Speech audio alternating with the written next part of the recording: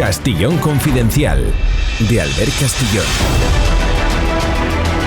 Gracias por estar ahí, por querer tener información veraz, libre y contrastada, por no seguir la corriente habitual ni creerse la versión oficial. Esa es un poco la máxima de este espacio. Gracias por su confianza, amigos de cadenas de radio que conectan con nosotros, que emiten este espacio. Muchas gracias a Multicanal Radio, a Gran Vía Radio Barcelona, a BOM Radio Benidorm, a Radio Montaña Leonesa, al canal de YouTube que se van suscribiendo cada vez más. Llevamos año y medio y queremos crecer. Y a iVoox, Spotify, Spreaker, Amazon Prime, todas las plataformas. Señores, vivimos tiempos difíciles, no hace falta que se lo diga yo, donde la censura y el dinero público lo inundan todo. Y lo peor es que hay gente que, gracias a ese dinero que usted paga en impuestos y acaba en los bolsillos de terceros, calla y otorga.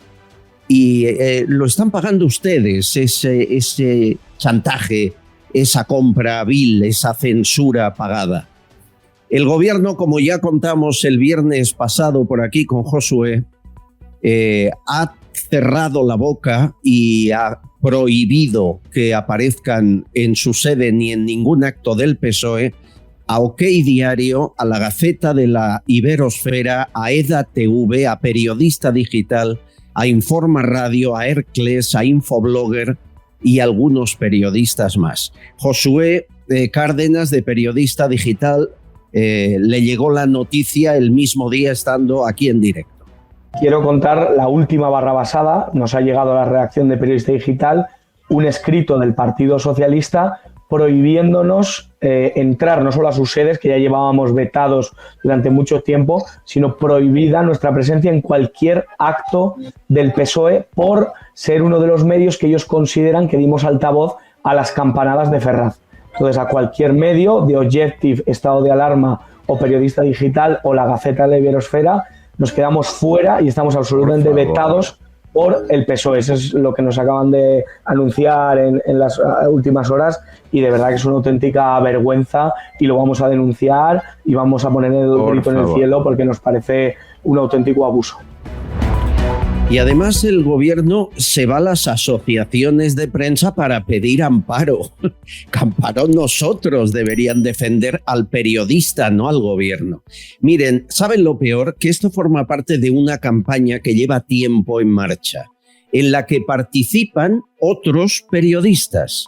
Por ejemplo, los del Congreso, cuando le dan el premio a la de Bildu como la mejor parlamentaria del año. Y, por ejemplo, las grandes cadenas de televisión. Fíjense cómo cuentan esta noticia en 4, poniendo en el ojo del huracán a un compañero como es Vito Quiles. Persiguen a los miembros del gobierno allá donde vayan. ¿Va a continuar usted usando el Falcon cuando prohíba los vuelos cortos? Registran sus declaraciones con sus teléfonos móviles. ¿Qué opina de que la pareja que abusó de su bebé recibiera subvenciones del colectivo LGTBI, señora ministra? Tienen titulación de periodistas y acreditación de prensa en el Congreso, pero sus preguntas caen como jarros de agua fría a los miembros del Ejecutivo y sus socios. ¿Cómo cree que puede explicarle a los vallisoletanos lo de la amnistía? ¿Cree que van a entender? Por favor, no te pongas en medio. Perdón, Algunos han tratado de ponerles freno. A ti no te voy a contestar nada y nunca, que no voy a respetar a un racista respondiendo a sus preguntas. Vito Quiles, bienvenido, ¿cómo estás? Hola Albert, gracias por invitarme. Creo que eres el único periodista que me invita a su programa. No me digas eso, por favor. No, tú y alguno no más. Eso. Oye, ¿por qué la han tomado tan bien contigo, especialmente contigo en Mediaset? Bueno, no es ninguna novedad. Siempre la toman conmigo habitualmente cuando quieren hablar de pseudomedios. Me parece muy curioso y muy gracioso. Tal vez esa sea la palabra, porque denominar pseudomedio a una persona que simplemente se dedica a hacer preguntas cuyo objetivo tiene la fiscalización del poder, que debería ser el objetivo de todos los periodistas de este país, pues sinceramente me asombra, ¿no? Yo lo que no entiendo es por qué la toman conmigo, por qué tratan de exaltar o tratan de criticar en ese vídeo que hemos visto del programa de 4 al día en 4, trataban de decir con un tono despectivo o de una forma asombrosa que nosotros preguntamos y esas preguntas caen como un jarro de agua fría y lo dicen como si fuera algo sorprendente, como si fuera algo negativo, algo malo. Pues sí, sinceramente no lo entiendo, ¿no? ¿Cómo puede ser malo que un periodista haga una pregunta que al político le caiga como un jarro de agua fría? Es que es precisamente lo que tenemos que hacer, ¿no? Desde luego que a ellos les sorprende, yo lo entiendo, porque están acostumbrados a hacer preguntas masaje y entrevistas masaje, pero yo creo que hay miles de españoles y cada vez más que se sienten representados por lo que nosotros preguntamos y por lo que nosotros queremos saber, qué es lo que quiere saber la inmensa mayoría del país en este momento, ¿no? Lo que ocurre es que el programa, por ejemplo, 4 al día, del que acabamos de hablar, está producido por Ana Rosa Quintana, la cual criticaba abiertamente al gobierno. Hay quien dice que por eso la sacaron de las mañanas, no lo sé. Pero las cadenas están obligadas a obedecer a quien les paga. Yo quiero ofrecer datos de Mediaset actualizados. Miren, Mediaset tuvo en 2022 un beneficio neto de 178,3 millones de euros y sin embargo recibió 18.200.000 euros de ayudas del gobierno. Pregúntense ustedes por qué se ayuda con dinero público una empresa que tiene casi 180 millones de beneficio neto. No tiene sentido, ¿verdad? Con la de gente que lo necesita. Además de eso, como saben, Sánchez gasta 1 de cada 3 euros en publicidad institucional en televisión. Y el canal que más publicidad, el medio que más publicidad recibe institucional es Mediaset, por encima de A3 Media, y estamos hablando entre un canal y otro de más de 1 millón de euros en publicidad institucional. Es decir, Vito, te ponen verde a cambio de 20 millones al año, ¿no? Bueno, sale rentable. Sale bastante bien. Claro. Esto va a llegar al final, es decir, esto ya es efectivo. A partir de hoy lunes, tú ya no puedes ir a actos del PSOE. Van a sacarte también a ti, a Negre, a OK Diario, a mucha gente del Congreso de los Diputados, de las ruedas de prensa. Bueno, pues eso nos preocupa realmente, ¿no? Porque es verdad que a los actos del Partido Socialista ya no teníamos acceso, no es ninguna novedad. Es decir, esto se ha normalizado y parece que bueno, no pasa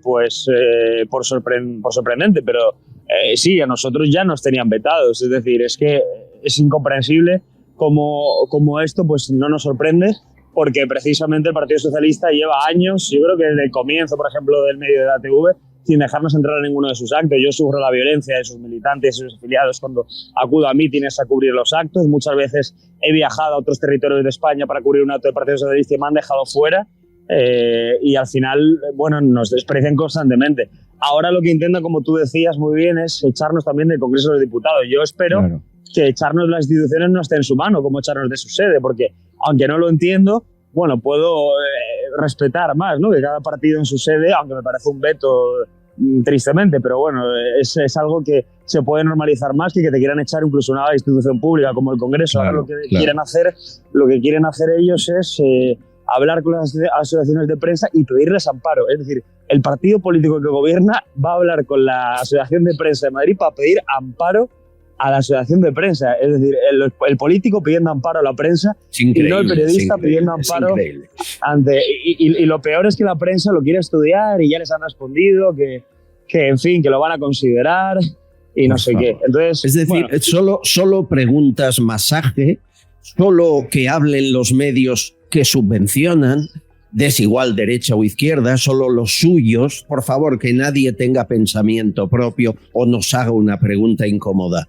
Que la prensa ha dejado de trabajar para el que la ve, la lee o la escucha, sino para mí, para el partido político que lo puede todo. Vito, no cambies. Si a ti, como ejemplo de todos los compañeros censurados, no nos sorprende tampoco al ver. Es decir, no nos podemos llevar las manos a la cabeza. Estamos viendo cómo está actuando el gobierno. Hemos visto lo que hizo el otro día en el Senado, cediendo ante todo con Junts. Hemos visto que controla absolutamente todas las instituciones del Estado, que controla correos, la televisión pública, que controla el Tribunal Constitucional. Al final, claro, que quiera controlar los medios es natural en un gobierno autocrático como es este. Entonces lo único que podemos hacer es seguir luchando intentar, bueno, pues que haya una alternativa decente a este desgobierno que padecemos. Pero desde luego que está muy complicado y a mí me preocupa mucho la situación porque el control absoluto de los medios ya pues, ejemplifica que estamos ante una dictadura. Es que no se puede llamar de democracia esto. Mucha suerte, un abrazo fuerte, sigue con tu trabajo. Cuídate. Gracias, un abrazo, que vaya bien. Amigos, esto es un paso más en la autocracia de un gobierno que cada vez se parece más al de Venezuela, al bolivariano de Chávez y Maduro, y menos a un gobierno europeo. Por cierto, ¿Europa está ahí? No, ni se la espera. Empezamos. Castellón Confidencial, de Albert Castillón. Con Teletaxi llegar a tu destino es más fácil que nunca. Marca el 91 371 21 31 o escríbenos por WhatsApp a este número. Teletaxi te ofrece precios cerrados y transparentes para que viajes con tranquilidad y sin preocupaciones. O si quieres, descárgate nuestra aplicación Pide Taxi para pedir tu taxi de manera rápida y sencilla. Teletaxi es tu mejor opción en cada viaje.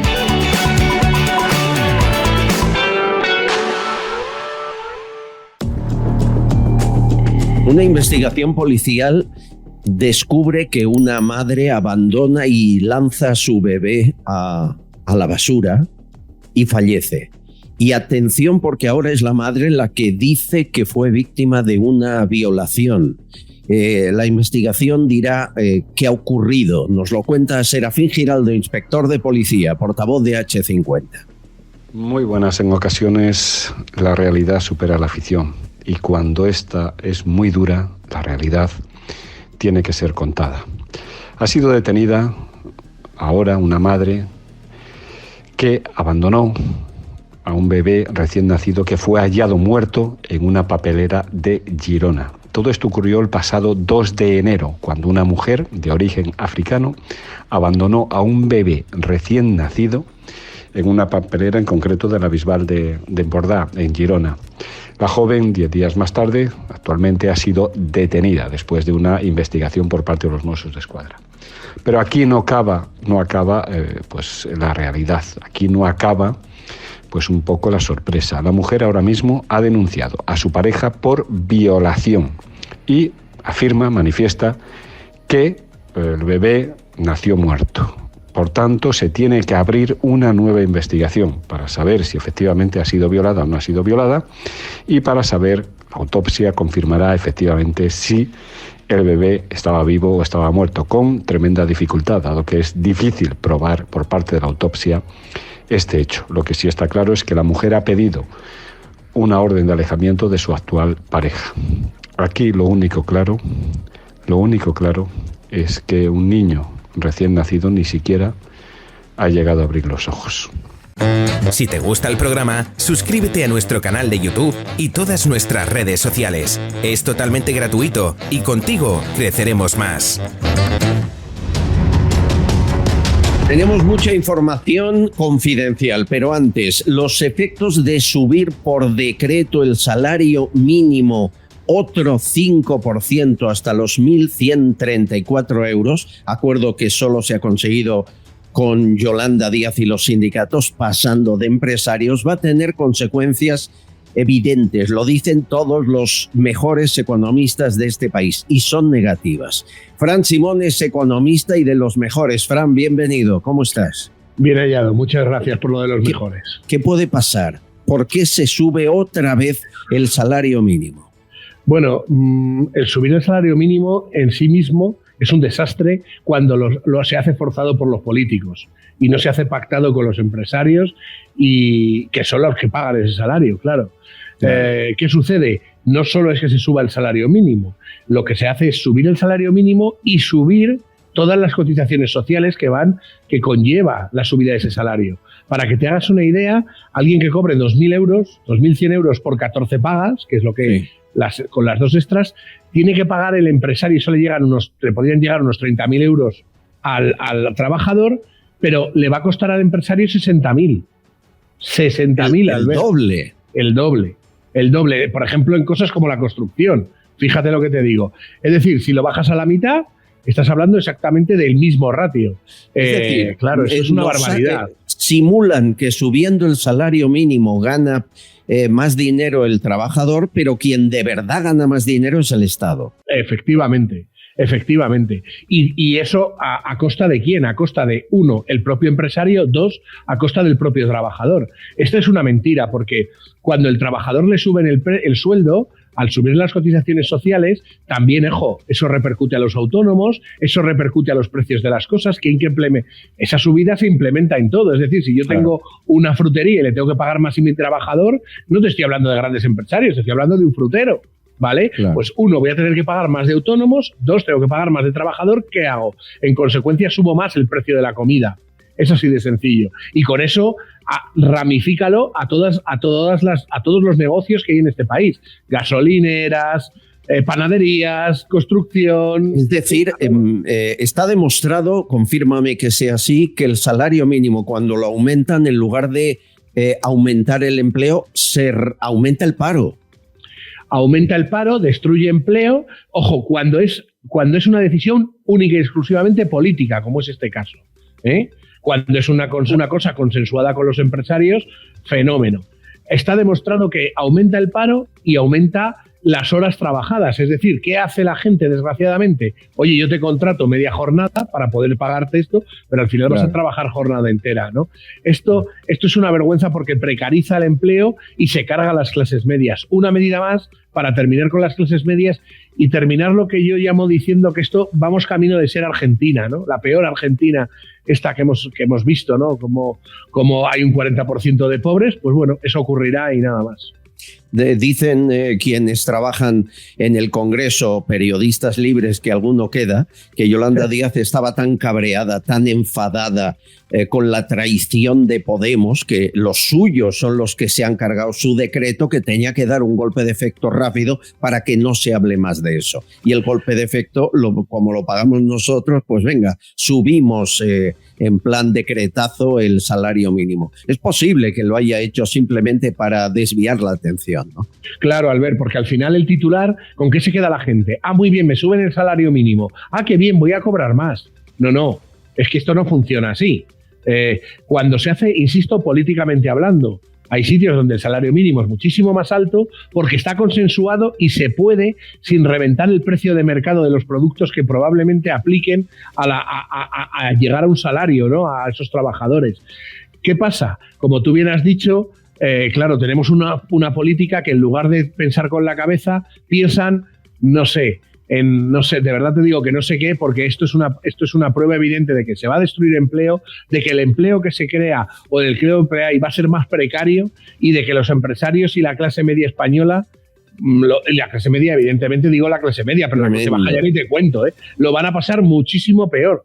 Muchísimo peor. Sí, pero para algunos nunca falta dinero. Les pongo 2 ejemplos. María Jesús Montero, publica The Objective, ha concedido una ayuda de 47 millones de euros a empresas sevillanas bajo el epígrafe Incentivos a la Industria.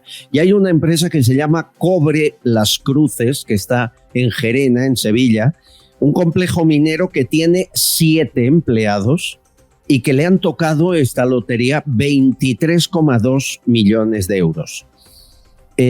Habrá que preguntar a quién conoce, de quién es amigo, porque esto es de locos. Otra, Televisión Española, radio, tú trabajaste ahí un tiempo, Radio Televisión Española, ha aumentado la plantilla. Como no tienen suficientes... Eran pocos. Sí, eran pocos. Son ahora casi 7.000 personas trabajando en el ente público y cuando usted va a producir un programa han de contratar gente externa porque los de allí está muy difícil que lo hagan, ¿no? El presupuesto en 2023 fue de 490 millones, que Sánchez lo aumentó. Bien, pues de eso, que son casi 500 millones, 438 son solo sueldos.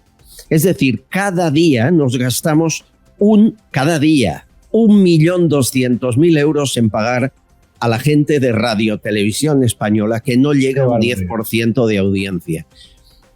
Y luego dices que nos suben el salario mínimo. Es de locos. Claro, es que hay un problema, Albert, de fondo. Lo que tú te estás transmitiendo es un problema. Los políticos derrochan nuestro dinero. Claro. Y como lo tienen que sacar de algún lado, nos exprimen y nos explotan a las clases medias y trabajadoras. Esto es un auténtico desastre. Yo estoy convencido de que este año vamos a ver unas elecciones generales porque no va a haber Dios que gobierne este país. El problema que yo tengo y la duda que yo tengo, según los datos que tú cuentas, que son evidentemente ciertos y que están ahí, es ¿cuánto tiempo falta para que esta gente termine de arruinar el Estado español? ¿Cuánto tiempo falta? Como estén 4 años, aquí solo quedan cenizas. Nos vamos a ir a Cataluña. Celia Cánovas, ex senadora de Podemos, bienvenida. ¿Cómo estás? Hola, Albert. Gracias. ¿Cómo estáis por Cataluña ahora pues que tendréis la concesión exclusiva de poder expulsar inmigrantes cuando os dé la gana y mandarlos a Valencia o Aragón o donde no molesten? Bueno, esto es una precampaña electoral en Cataluña. Es una lucha estamos viendo a Junts contra Esquerra Republicana, que es lo que se está preparando. Nada más, porque son competencias que sabemos que son imposibles. O sea, las competencias son imposibles. Lo que sí queda es el mensaje, ¿no? A ver, el mensaje de la derecha o el mensaje de Esquerra Republicana. Pero es curiosísimo porque no hay partido más xenófobo que Junts y que Esquerra, y sin embargo han puesto el foco en Vox diciendo que Vox son los xenófobos. Yo quiero hoy hacer un poco de memoria, cosas que se han dicho en Cataluña. Jordi Pujol, textual, el andaluz es un hombre poco hecho que vive en estado de ignorancia y de miseria cultural. Su mujer, Marta Ferrusola: mis hijos no podían jugar en el parque, me decían, madre, todos son castellanos. Junqueras: los catalanes tienen más proximidad genética con los franceses que con los españoles. Joaquim Torra, expresidente de Junts: son carroñeros, víboras, hienas, bestias con forma humana. Núria de Gispert, expresidenta del Parlamento, refiriéndose a Arrimadas, dice: es inepta e ignorante, debe de echar de menos su pueblo. ¿Quién la obliga a estar aquí? Porque Inés Arrimadas era de Jerez de la Frontera. Heribert Barrera, ex líder y presidente de Esquerra Republicana. Yo le conocí y le entrevisté muchas veces. Los negros tienen una inteligencia inferior. Se debería esterilizar al débil mental de origen genético. Bueno, y así podría seguir. Por ejemplo, Durán y Lleida, que era más moderado, ¿no? Bien. Con lo que damos nosotros, reciben un PER, se refiere a agricultores andaluces, para pasar una mañana o toda la jornada en el bar. Y así podríamos seguir. Bueno, y la última va, un exdirector de TV3 que se llamaba Joan Oliver y que dice: los españoles son españoles y son chorizos por el hecho de ser españoles. Toma ya. Bien, pues a estos se les da la concesión de extranjería. ¿Cómo se ha recibido en Cataluña esto? Yo creo que aquí la gente, insisto, está por la labor del día a día y no estamos para estas chorradas tan enormes. Lo que sí te digo es que va a haber una campaña muy, muy dura electoral y para eso sí que creo que hay un hartazgo, también te lo digo, porque si ya empezamos, fíjate lo que nos queda por delante, ¿no? Y la gente aquí tiene unos problemas mucho mayores que ver y oír las semejantes estupideces que dicen algunos para llamar la atención, ¿no? Y bueno, sí, pero pasar de todo es dejarles que sigan haciendo, que es lo que lleva haciendo 30 años Cataluña. Esto no va conmigo, yo paso de la política, venga, y aquí hay gente que se está forrando, ganando millones, Frank. Cataluña antes era el motor de España, era el lugar donde se miraba Europa. Ahora ha bajado en todos los niveles económicos, a nivel europeo está siendo la cola de Europa en avances de todo tipo, ¿no? Económicamente hablando. Ahora mismo Cataluña es, económicamente hablando, es un desastre. Pero es un desastre, además, importante. No estamos hablando de que haya una pequeña crisis o recesión de una parte puntual, y voy a hablar de la Unión Europea, ¿no? No. Ahora mismo económicamente Cataluña preocupa mucho porque hay una inseguridad jurídica brutal. Entonces, las empresas y las grandes multinacionales no quieren estar allí, precisamente primero por esto. Segundo, porque es muy difícil trabajar cuando tú tienes una presión política detrás, que te pongo un ejemplo que me contaba un CEO de una gran empresa. Es que hay días que tenemos que poner un lazo amarillo en la entrada porque si no tenemos gente en la puerta amenazando a los trabajadores. Sí, esto te estoy hablando de una gran empresa. Claro, así esto no se puede consentir. Luego encima la imagen exterior que está dando el gobierno español junto con el gobierno catalán de lo que es una desvergüenza absoluta se traduce en la economía, se traduce en que las inversiones de fuera no quieren venir, y cuando van y cuando vienen con mucho esfuerzo, desde luego no se van a ir a Cataluña. Es una pena porque Cataluña era un ejemplo de muchas cosas para España.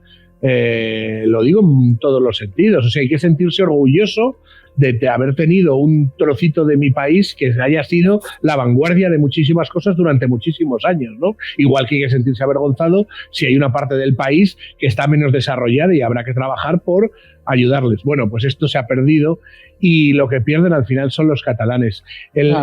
Has dicho unas frases, Albert, que son demoledoras, pero yo me quedo más con los datos. Han salido una estadística esta mañana que ya en Cataluña hay más gente con el nombre en árabe que con nombre Jordi. Sí, entonces, cuando una tierra pierde su identidad por motivos políticos, al final acaba perdiendo siempre ¿quién? Las clases medias y las clases bajas. Las clases altas se van a ir, no hay ninguna duda. Y no olviden que quien fue el primero con cargo de responsabilidad recientemente en decir lo que estamos diciendo aquí fue Sánchez, que ha cambiado de opinión, por no decir que miente. Escúchenle. A diferencia de lo que ocurría en otros países europeos, la xenofobia, el racismo no había recogido ese malestar y no se había materializado en una representación política en nuestro país. Bueno, ya la tenemos. Ya la tenemos en la persona del señor Torra, del nuevo presidente de la Generalitat de Cataluña. El señor Torra no es más ni menos que el Le Pen de la política española. Como cualquier miembro del gobierno Sánchez, después de hacer esto que ha hecho con la inmigración, vuelva a decir que los racistas, los xenófobos son Vox, de verdad es para callarle la boca, simplemente ofreciéndole sus propias palabras. Bueno, tengo más que contar en Cataluña de economía. Hay mucha información confidencial. Hay un juez que yo quiero felicitar hoy porque mantiene la investigación de las mascarillas y un bulo más sobre los pellets en Galicia con la Xunta. Se lo contamos todo, pero antes tenemos a alguien esperando que lleva 50 años aguardando una indemnización y ahora que la ha recibido se ha quedado la mitad Hacienda. Se lo contamos en un minuto.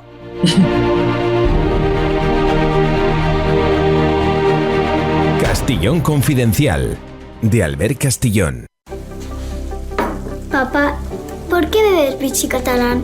¿Cómo que por qué bebo Vichy catalán? ¿Pero tú no sabes que a todo el mundo le gusta? Mira, ¿te has fijado en los cantantes? Siempre piden uno al salir al escenario. Ahora mismo personas de todo el planeta están pidiendo Vichy catalán.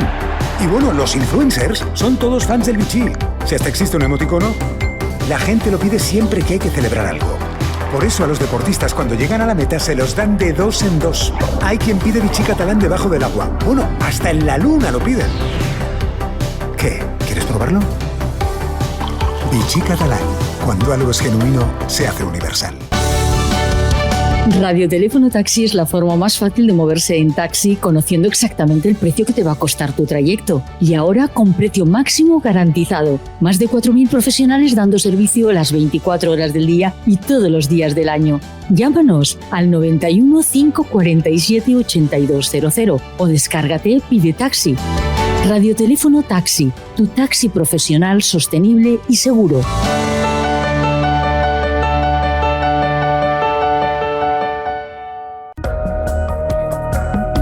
Ahora seguimos con más información confidencial, pero seguro que recuerdan hace apenas unos días les decía que enfermos de la talidomida, de ese medicamento contra las náuseas, retirado en los 60 en toda Europa y que en España se siguió vendiendo hasta los 80.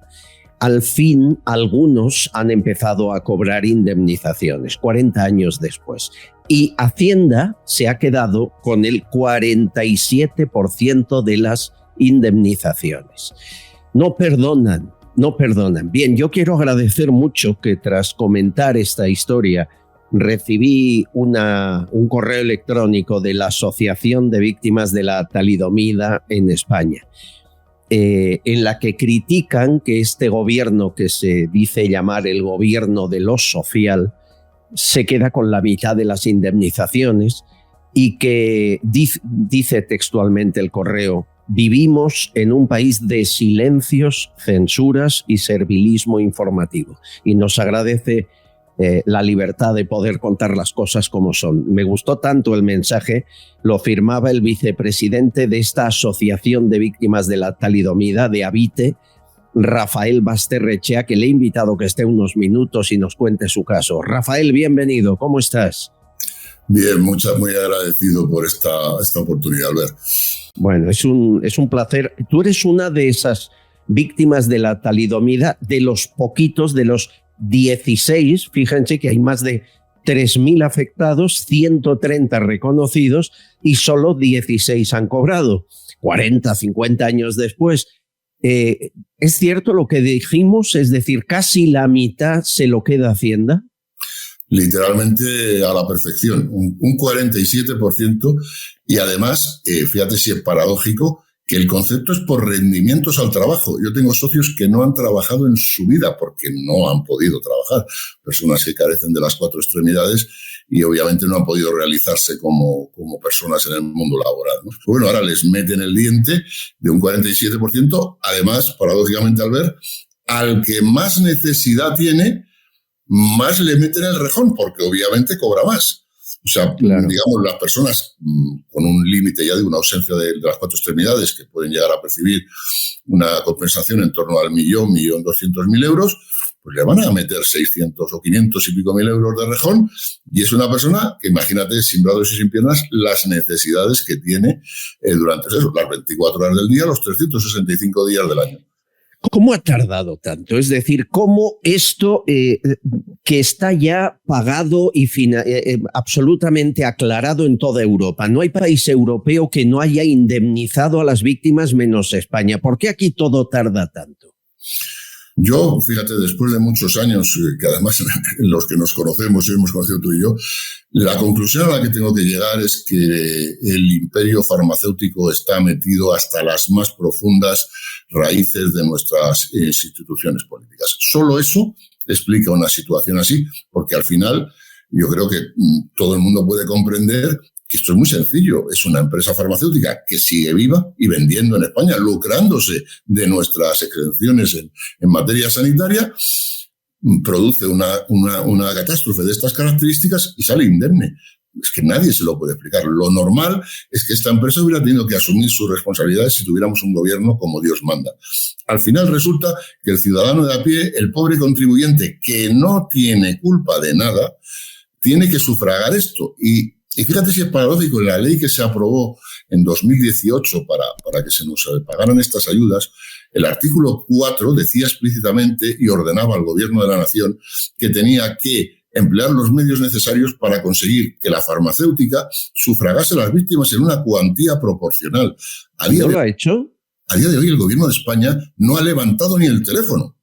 Y lo tengo en un documento firmado por el propio Ministerio de Sanidad. O sea, ni siquiera ha llamado a la empresa farmacéutica.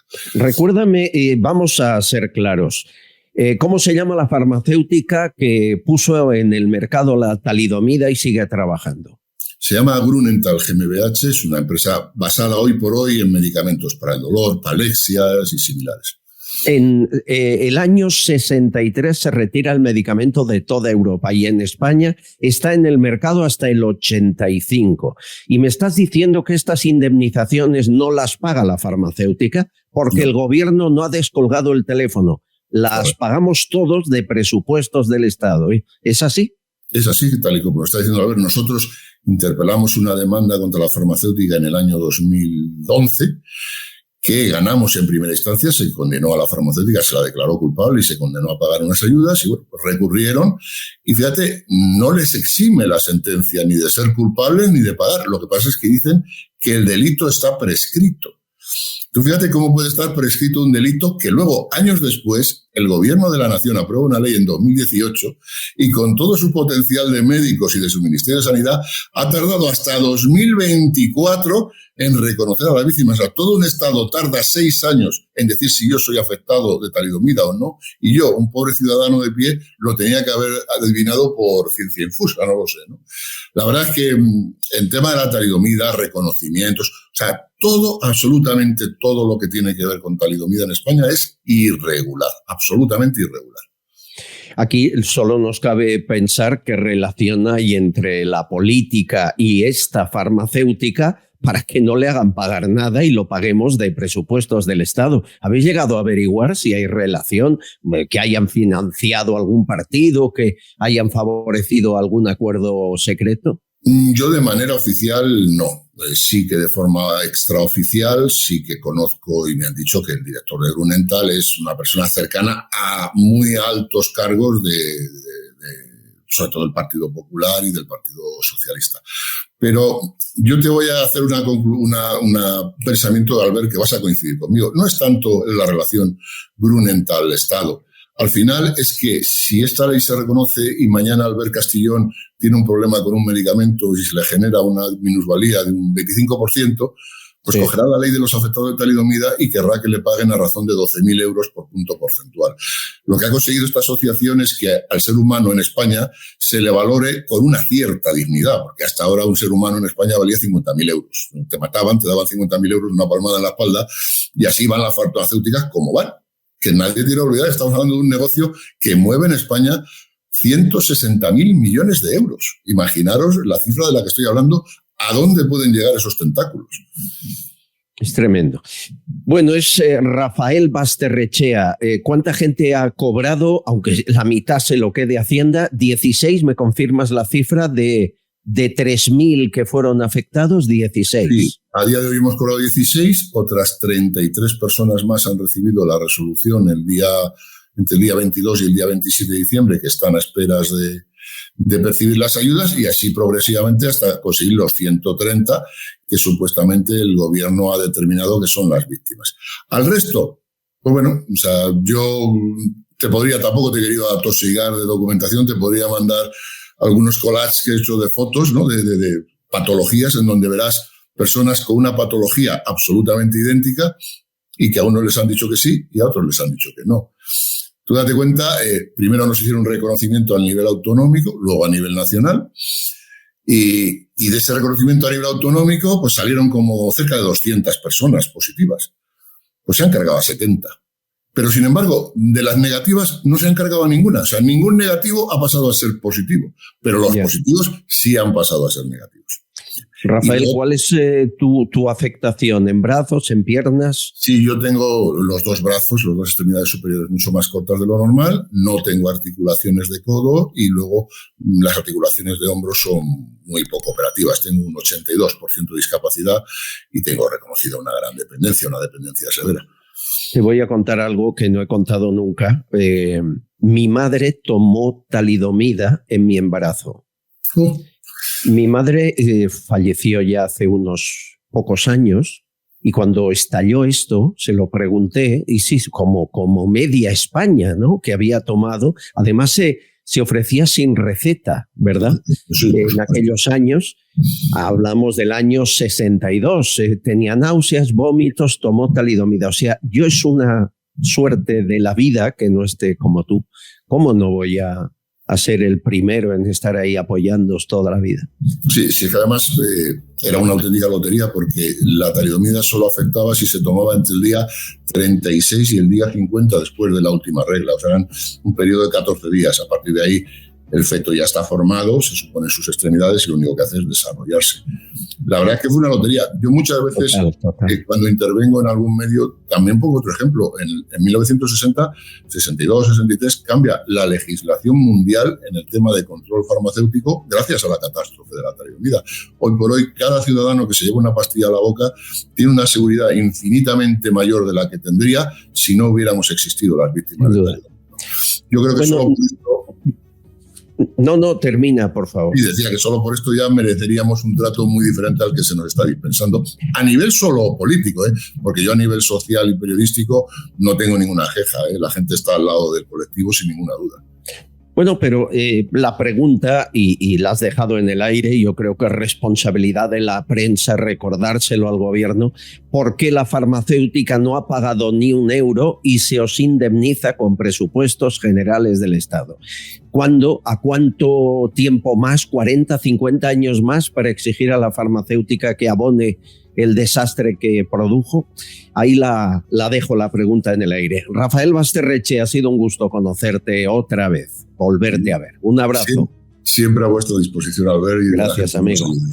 Un abrazo. Gracias. Estás escuchando Castellón Confidencial.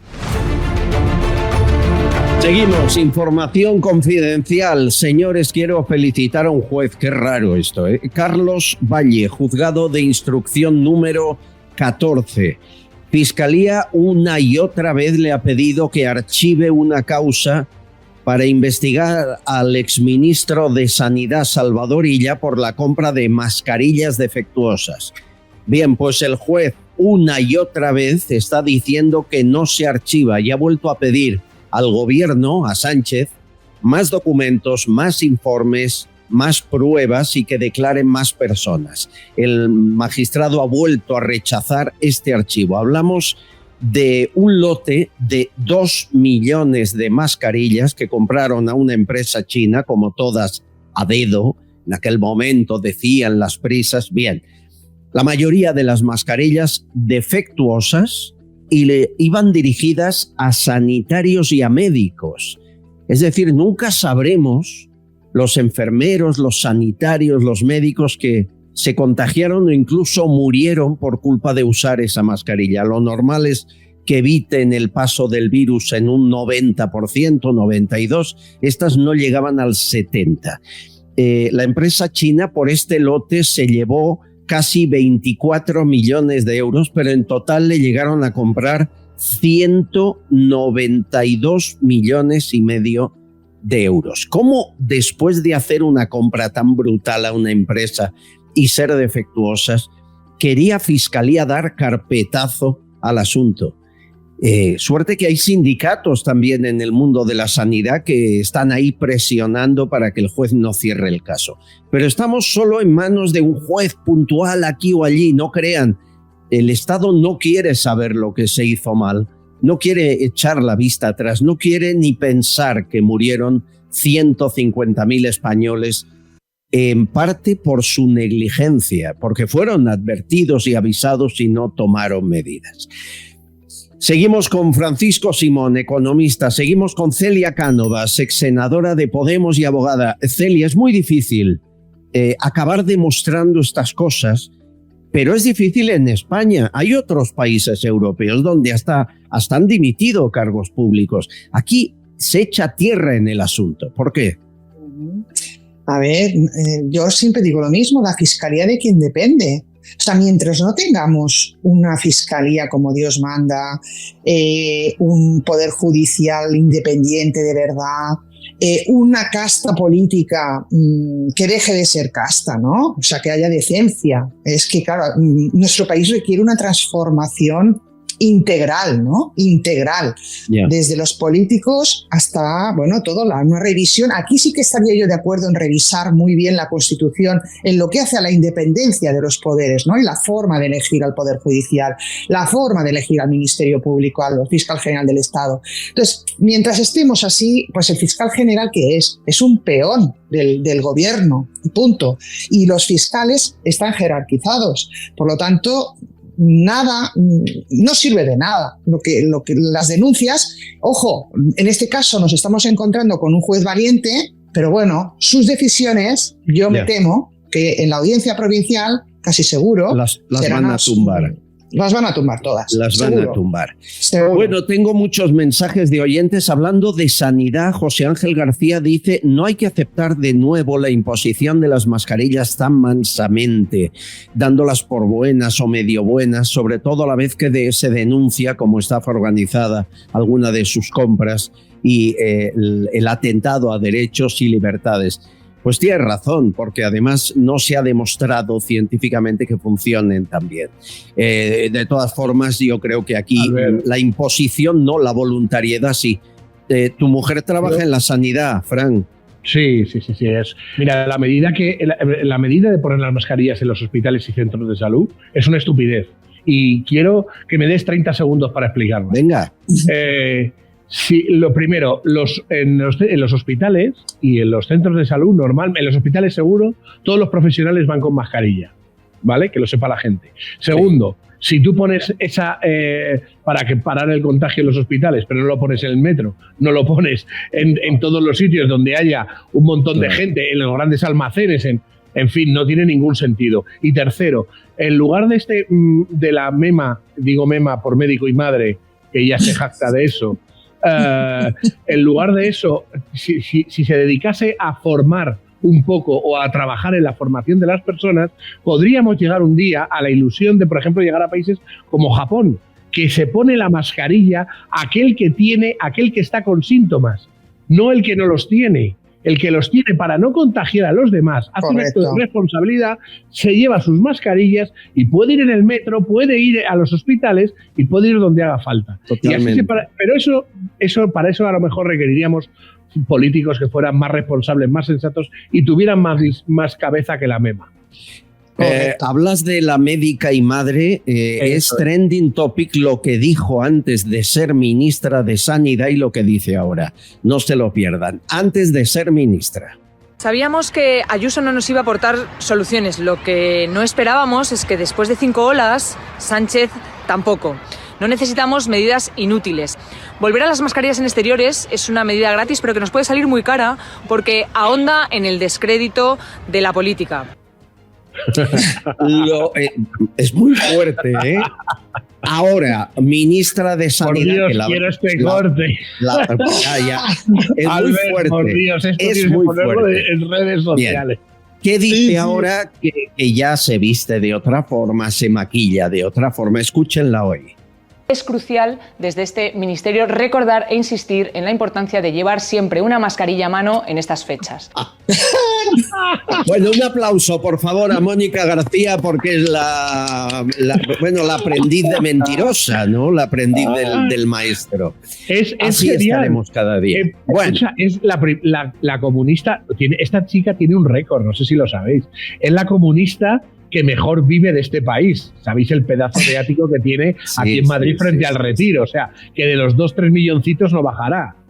No sé y es la única. Claro, y otro no pagado récord. con su sueldo, ya lo digo. Total. Y otro récord. Es la única ministra de Sanidad del mundo que tiene un chalet ilegal en un terreno para construir un hospital en Cercedilla, Madrid. Sí, es cierto. Es muy grave eso. Bien, pues y ahí han pasado el fin de año. O sea que pero es que, perdonadme, es que es acojonante lo de este país. Ya. Es así. Bueno, más cosas alucinantes, que esto hoy parece programa de Iker Jiménez y no de otros. A ver.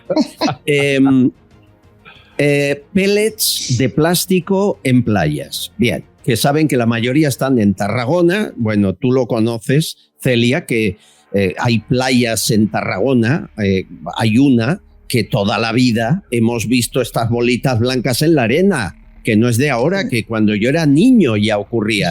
Y nadie las limpia, que deberían haberlo hecho hace 40 años, ¿no? Bien.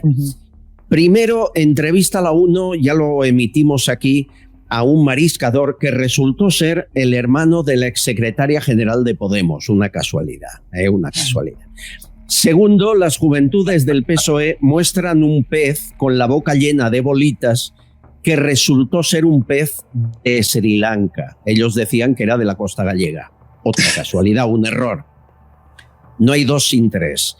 El BNG ataca a la Xunta usando una foto, la ven los amigos de YouTube, de pellets, un montón de pellets y una mano que las sostiene. La foto está tomada en Texas en 2014. Otra mentira, en este caso del BNG, diciendo que eso son las playas gallegas.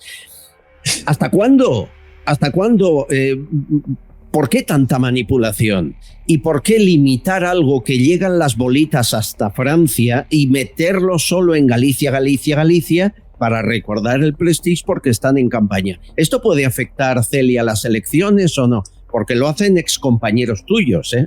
A ver, el tema es que yo creo que el votante gallego es más listo, es más inteligente, que, vamos a decir, sabe lo que vota, ¿vale? Esta es la sensación que yo tengo después de haber visto pues muchas cosas. Yo creo que lo tienen claro y no van a caer en esta estupidez tan enorme que se están inventando y se ve tan descarado. O sea, la gran suerte que tenemos ahora es que podemos acceder, insisto, a toda la información y podemos comparar y podemos ver. Antiguamente no, ¿eh? Y a pesar de todo, ha estado ahí siempre el votante, pues ha sido muy fiel a su voto, ¿no? Sí. Yo no creo que esto afecte para nada, pese a los burdos intentos del gobierno, ¿no? Es ridículo, ridículo. Bueno, tengo muchos mensajes de gente que dice las suyas. Clara María Viñas dice: con estos delincuentes disfrazados de políticos todo es posible, o acaso puede quedar la menor duda, y se refieren a algo que ocurrió aquí la semana pasada. Entrevistamos a Juan José de la Flor. ¿Quién es? Pues informático en el Congreso de los Diputados durante casi 10 años. Un buen día, hace 2 meses, el gobierno decide despedirlos a todos y colocar en su lugar a funcionarios elegidos meticulosamente. Por cierto, por cada informático libre de empresa externa, han colocado como a 3 o 4, cobrando 36.000 al año. O sea que además esto nos cuesta un montón. ¿Qué intención puede tener el gobierno con la informática de los votos del Congreso?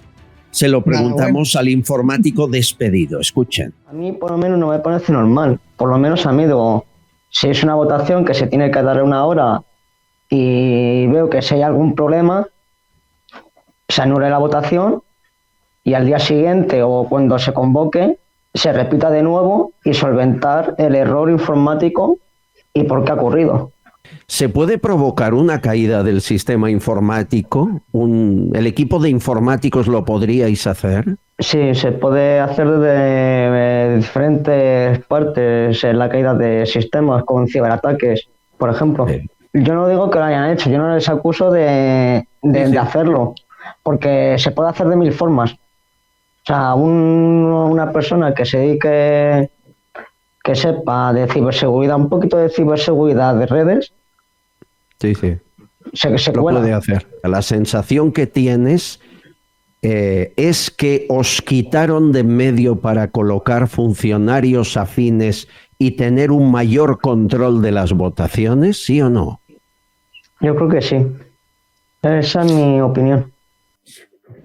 Es tan grave que un informático que ha estado ahí 10 años diga: a mí ya 11 más nos sacaron para controlar mejor las votaciones. Es tan grave que debería abrirse una investigación y no pasa nada aquí. Dime, Frank. Pero vamos a ver, Albert, yo comprendo que esto es muy grave, pero es que llevamos viviendo situaciones de ataque a la democracia desde que Pedro Sánchez ha cogido el poder todos los días. Porque esto es muy grave porque lo tenemos aquí ahora, nos llama la atención, pero es que no es grave lo que ha pasado con las elecciones, la forma de contar. Es que no es grave lo que hace Indra, que ya lo han reconocido directivos de Indra, y que se reúnan ministros y enviados del PSOE con la gente de Indra, que son los que porcentualmente están haciendo las votaciones. Es que no es grave lo que habéis contado de lo que pasa en Cataluña, en la Fiscalía, en no sé qué. O sea, el problema de esto, que es una barbaridad lo que está contando este chico, que es una barbaridad. Es una demostración palpable de que Pedro Sánchez ha usado la democracia para convertirla en su dictadura. Y en España ahora mismo yo no considero que exista libertad. Lo tengo claro.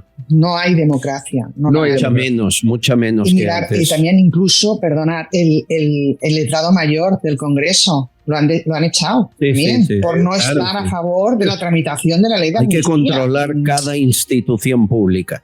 Es que es tremendo. Pero ¿qué hace? Pero haceros una reflexión de esto. Yo os lo pido de verdad. ¿Qué hace la oposición? Y le echo la culpa a toda la oposición, ¿eh? O sea, a mí no me vale Vox, que no sé qué, ni el PP, que vamos a manifestarnos, que no sé qué, que no. ¿Qué hacen ellos? Ellos tienen el poder de cambiar esto o por lo menos de hacer lo que yo llamo marketing político a nivel nacional e internacional. Y no están haciendo lo que deben, lo siento, no hacen lo que deben. Lo que ha contado Celia ahora, ¿no? Por ejemplo, lo del letrado mayor. O sea, eso tenía que haber salido como titular en todos los medios de todo el mundo. Y el Partido Popular, Vox, UPN, todos los que se llaman demócratas en este país, se tienen que levantar, cuando hable Pedro Sánchez y esta gente, se tienen que levantar y salirse del Congreso. Porque esa imagen es tan potente que el mundo entero girará las cabezas para ver lo que está pasando en Cataluña, en España, en no sé qué. Y eso es lo que a quienes yo le echo la culpa, la primera culpa. Porque nos representan a todos, a todos nosotros. Pues amigos, aquí lo único que ocurre es que de vez en cuando el Partido Popular convoca una macro manifestación, la próxima el día 28, y cada día un pequeño grupo está en Ferraz. Esta es más de 70 días ya. Sigue ocurriendo, ya llegamos a los 100 dentro de nada. Ahora, como no pueden mostrar muñecos, los mantean. Vean. A ver si mantear, o sea, subir y bajar con una sábana un muñeco con la nariz larga, dirán que también es delito de odio, ¿no? Celia, ya lo último puede ocurrir, ¿no? Es tremendo. Es de verdad, no hágale reír porque es de chiste, es una tomadura de pelo absoluta. Es para llorar. Teléfono, oyentes, ahí tienen nuestra línea para que puedan dejar buzón de voz. Lo escuchamos todo y lo leemos todo. 649532435. Estamos cada día una hora con información confidencial, contando la otra realidad del mundo que tenemos y de esta España que nos ha tocado vivir. Muy difícil, ¿eh? Muy difícil para el economista Fran Simón, para la abogada Celia Cánovas y para un periodista como yo que no sigue la corriente. Muy complicado. No nos pone las cosas fáciles.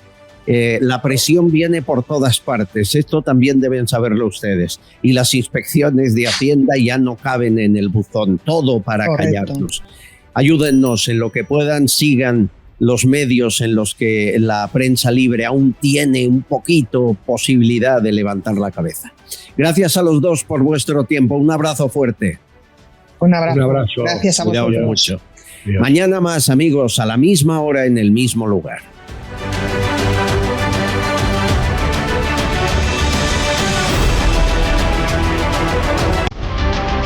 Castillón Confidencial, de Albert Castillón.